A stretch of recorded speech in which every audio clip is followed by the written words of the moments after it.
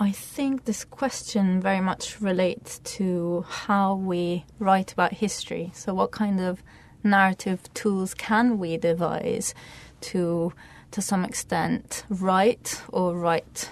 sometimes from scratch histories which are very much fragmented or yet to be written. So in the case of South Asia, this very much means decolonizing our narrative tools for the purposes of history writing. So this is a type of project which involves the kind of playful dynamic set up by people like Dipesh Chakrabarti and Rustom Barucha and Rana Jigua, who are, key figures in the subaltern movement, whose project has been one of dismissing or to some extent reassessing and marginalizing the centrality of the construct of Europe as this normative kind of center from which we write history. So I think it's really important to think about canonical art forms, but also how we can perhaps deprovincialize this largely North American, European linear blueprint that we apply to other states.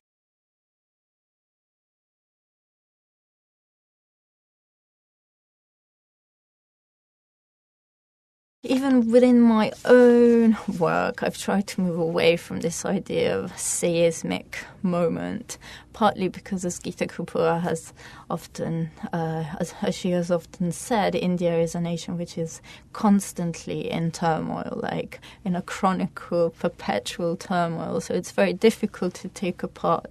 the seismic moment, that moment where things radically change. What I have tried to do in my own work, particularly in the case of art and emergency, my own book, I've identified some of the moments, such as the partition of Bengal, the famine of 1943, and state of emergency declared by Indira Gandhi, 1975, and partition as really important moment. So these could be seen as seismic shifts, which had incredible repercussions for many artists, particularly in the centres of, Baroda, New Delhi, but also in the south, which is always struggles to kind of be included in this wider, broader debate around post-coloniality.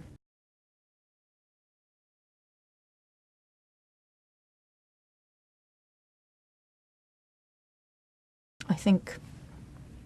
perhaps what is really important from the point of view of contemporary art today is the rise of incredible biennale events such as the one in Kochi, where I think the work of students really stood out and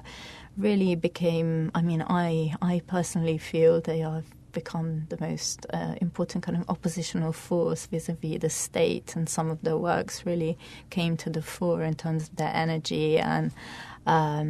sometimes aggressive, but also quite refreshing in their gritty rawness. There was just something quite powerful. So I think there are institutions, universities, which are incredibly important for artists today. And then, of course, not so much the state, which is retreating from state patronage, but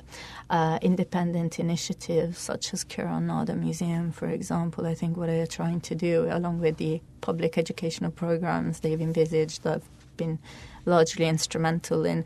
bolstering and really supporting not only more established artists who have passed away, such as Nazreen Mohammadi, Jaram Patel, but also in creating new spaces for art.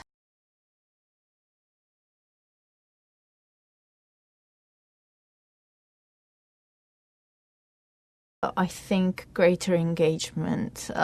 by definition, requires visibility. So again, that ties in with the question of, global flows of capital. So I think they're very much tied to one another. This is not to say that there are I'm sure, incredible art practices, which, again, what I saw at Kochi this year was phenomenal in terms of what students were able to do with very little funding,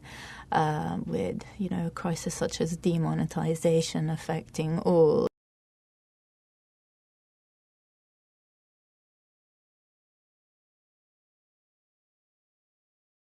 Being a researcher, I think what is really key for the future of the history of art of modernism in India, I believe, is archival research, which is labor-intensive and extremely time-consuming, but vital